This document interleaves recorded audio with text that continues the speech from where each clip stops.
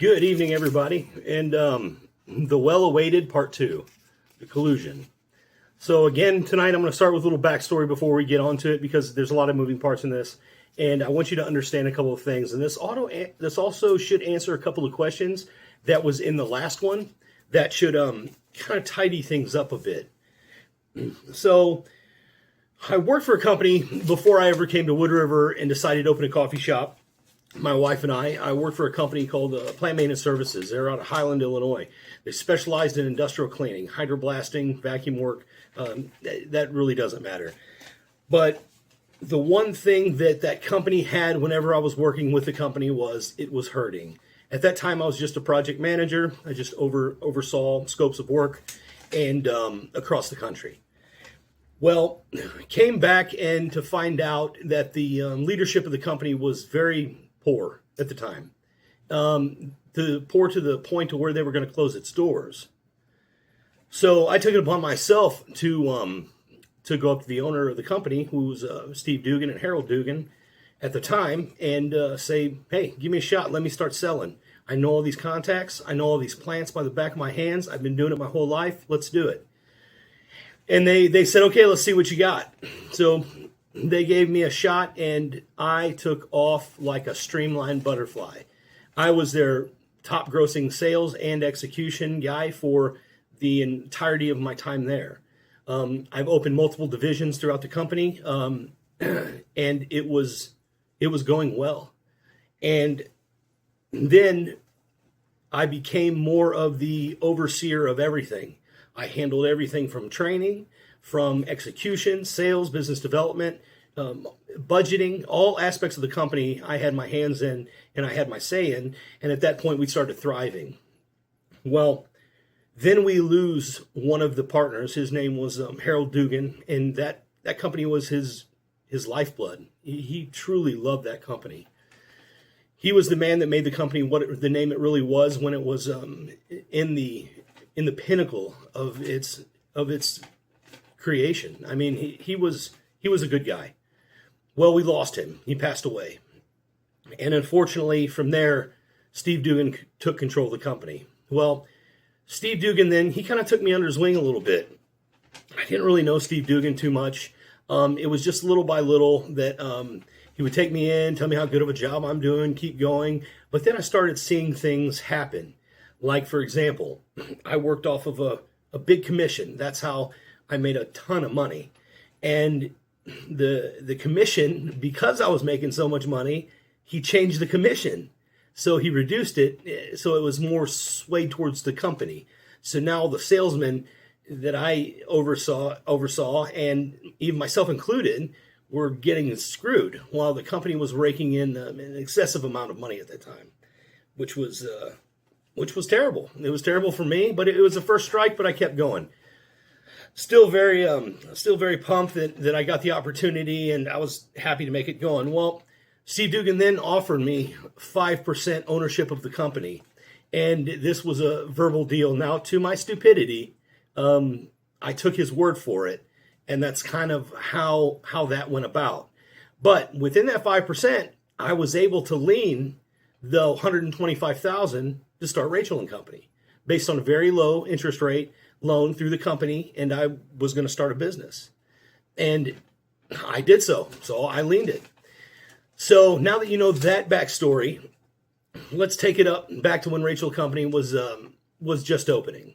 So I opened Rachel and Company, and there was a very jealous admin. I don't know if it was jealousy or just straight vindictive, but admin was starting to track my truck on whether I was at work or whether I was, out doing my job with PM Services that she had no business doing.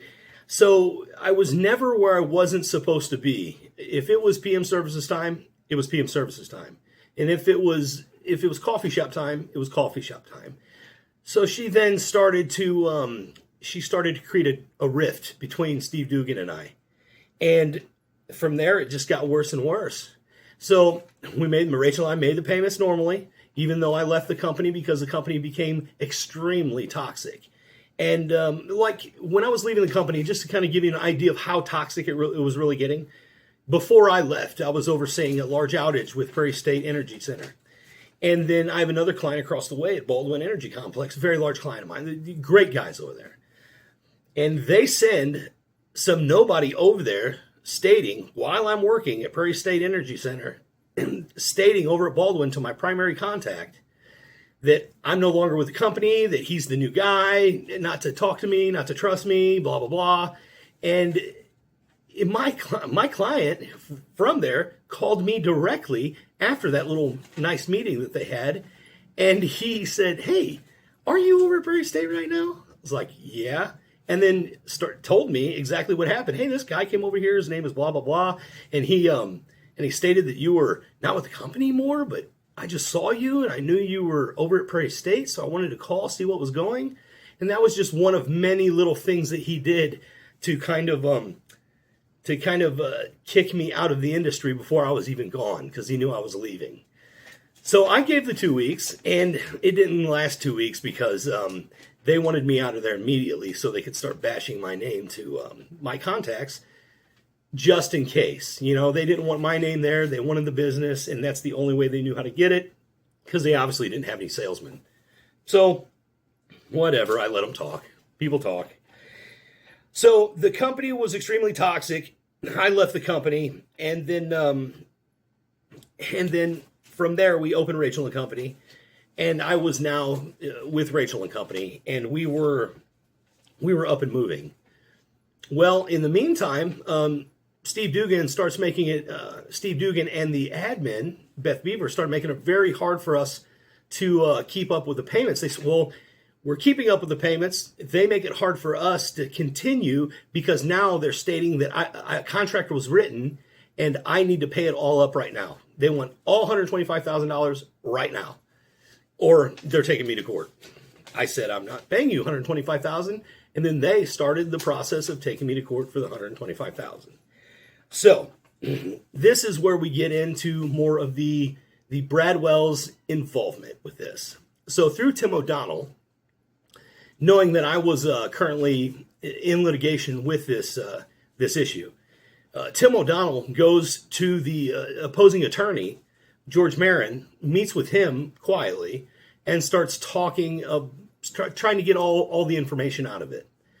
And then from there on, brings the information back to Brad Wells. They meet and decide on how they can snuff us at this point.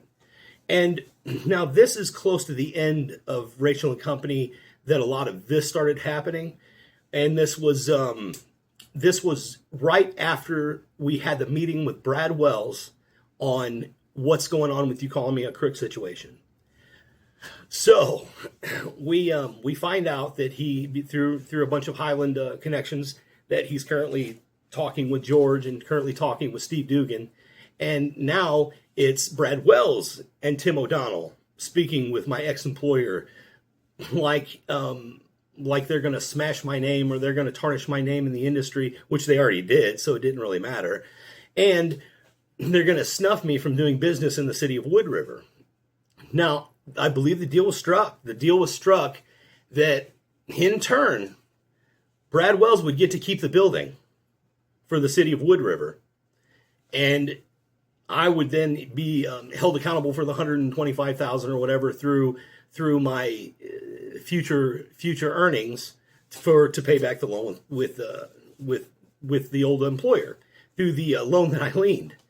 Well, here's the funny part. The funny part is now the 5% ownership that I held with the company doesn't exist. They said it doesn't exist. It never happened. I was only an employee.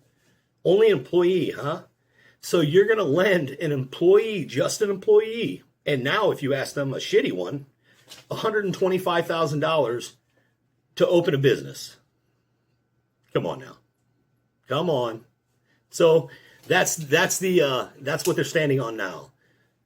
So from this point, it's just whatever they want to make up at this point. So Brad is promising that I will not sell the building, and he is doing so by putting in all these different infrastructure rules and regulations. So with the environmental EPA, with the, based on the tanks that are in the ground for the UST closure, all that stuff, which, mind you, would be completely infrastructure-based repair, so it falls under the TIF guidelines.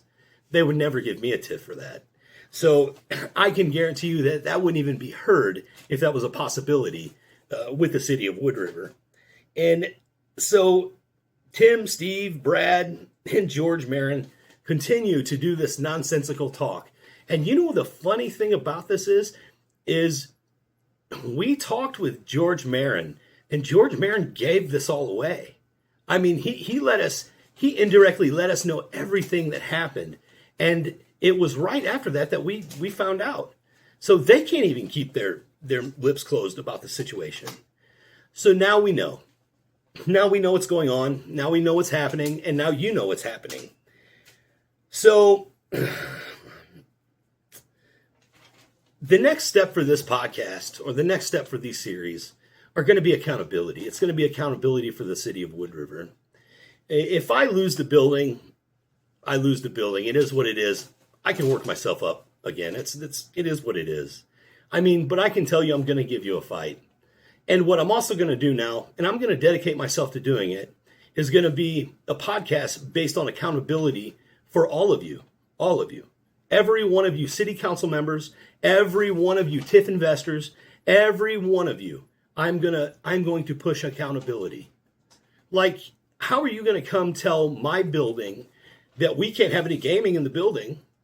You just had 33 slots, gave you a big donation for the rec center, but you're not going to let them in anymore? I don't think that's the case. I think the case is you're not going to let anybody at my location have anything to produce any kind of high monetary income. So what you're doing is you're snuffing my building. And in turn, I will push accountability for all of you. Because let this be known to all the members of the council that if you're not against it, you're complicit to it. So that means you are just as bad as Brad Wells and Steve Palin. So you're pushed. It's the same accountability needs to be had with all of you. So here's what I'm going to do. So next up, what we're going to do is I will have the stories of the people that have been blighted or have been hurt or have been unjustly handled by Brad Wells and or Steve Palin, because he's in these stories too. I've had multiple business owners and previous business owners reach out to me, and they have been vetted to be real situations that they have had stuff taken from them. They have been harassed. They have been absolutely treated like garbage. And these are your business owners. These are the city of Wood River's business owners. And these are the people that their only crime was doing something that was disliked by Brad Wells, or Brad Wells wanted something from them and he wanted it now. So I'm going to hold them accountable for that. And I'm going to tell these stories because these people were scared to death. Some of these people are just getting out of situations where Brad Wells has been hounding them. We're down to little things like even their grass being too long when their grass was clearly, I saw the photos, shorter than their neighbors. I mean, at what point does this stop? What point do we get as people to where we can stop doing these things? Stop taking this from a tyrant, from the guy that wants to rule us and tell us how we're going to do things. This is a community. What happened to the sense of community? It's not in, fake drone shows, and it's people helping people. And then when a business wants to come up or somebody wants to take the leap, there being substantial help for them, not fake help, not help as long as you play by my rules. Here's your help. That's not how it goes. That's not how it goes. And as far as telling a business what they can and can't conduct business in is ridiculous. So, for example, no gaming in my facility for a new business owners, but who just had gaming installed last week? Would that be Roasters Coffee? Indeed it was. And they're up and running. So how are we picking and choosing this? And who's pulling the strings here? And that's where we're going to come into it. So my next episode is going to be called Follow the Money, Inside Wood River's TIF Machine. You're going to understand TIF, what it is, where does it come from, where is it going, who gets the money, and who truly says who gets the money. And there'll be more episodes to come, as many as it's going to take. And again, I'll provide whatever documents I can for you, even with the stories I'm going to tell you with the other victims of this situation. So if you're a struggling business person, if you're struggling downtown, you're struggling in Wood River, or you have struggled to try to open a business and snuffed by the city of Wood River or Bradwell specifically, please get a hold of me. And let's end this thing. Let's stop the tyranny. Let's stop this guy from treating everybody like we're a bunch of nobodies, like we don't have our own dreams, our own ideas of business. And the redevelopment is being centralized to just the rich. And there's a ton of infrastructure down there that is not being developed at all. And they're not being pushed to be put on any kind of registries. I mean, it's ridiculous. So the building across the way from us stood there with no roof forever, owned by an out-of-state developer. He was never put on a registry. He was never watched. He was never anything. You know what he was? He was funded and said, enjoy it. Doesn't matter what you do. We got your back because you're in our inner circle. That's not how we do this. That's not how we do this. And where's the transparency? So I looked into a lot of the TIF information that comes with Wood River's TIF, and they've altered it. They've altered it mid-deals. To make it more untransparent for the public. So a lot of this too is going to be pending a FOIA. So I've officially put in a request for a FOIA with, and I will show you everything we find when it comes to this because it's public records. So I looked into a TIF. I put in for a TIF FOIA for particularly Tim O'Donnell, who is the downtown developer, the original downtown developer, and who owns multiple properties down there. So let's see what that turns out, and if that turns out, if I even get anything from that. So there's more to be had. But again, thank you again for your time. I hope that we can find the truths to this, and I hope that we can get the people that are scared to come out, because they've come out some and super scared at first, and then they start telling me the story. I tell them what I'm doing, and I tell them my plans and what I plan on doing and how I plan to keep them safe if need be. And they start to come out a little more. I'm scheduled to meet more business owners, more ex-business owners, and you're going to hear everything. You're going to hear all of the ugly that is going on with this. You're going to hear exactly how he's pushing these people out and how he has taken these properties. And I hope you listen to this, and I hope you understand that this is your city and this is your future. This is your tax dollars. The TIF money ultimately is your generated tax dollars. So understand, you're paying for it. So I hope to see you next time, and I hope this finds you well, and God bless. Thank you, everybody.